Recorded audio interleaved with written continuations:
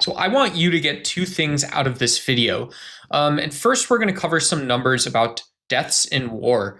In Iraq and Afghanistan during the US's campaign, depending where you get your estimates, about 180 to 200 people died per day. And this was over a 15-year period. In Gaza and Palestine, depending where you get your estimates, again, about somewhere between 115 to 150 or so people died per day.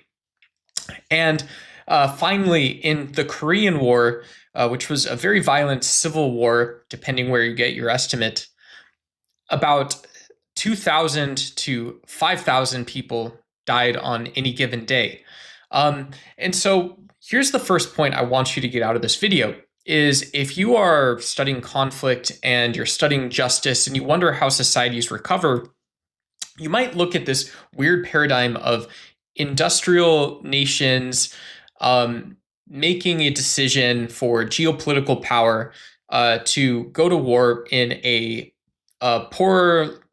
more poorly equipped urban area like Israel in Gaza or like the US in Baghdad or something.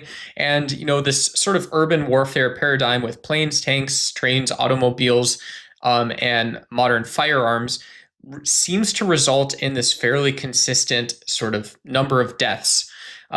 Compare this to something like a civil war where sort of all bets are off. It just depends on funding, morale, all kinds of things, and you see death numbers skyrocket.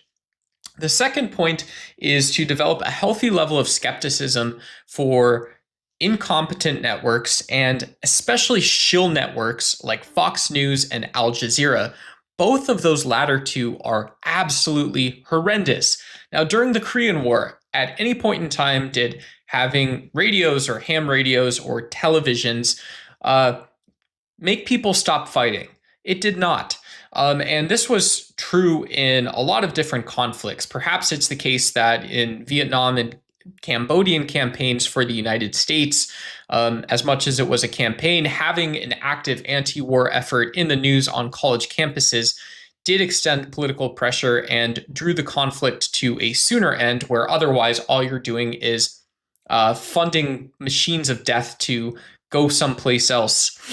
Go someplace else. And so you're just answering the question of pacifism. But what did we see from Fox and Al Jazeera? Absolutely nothing. We saw trying to skirt responsibility and just feign outrage by reporting the numbers, and it's wrong, and you should be pissed.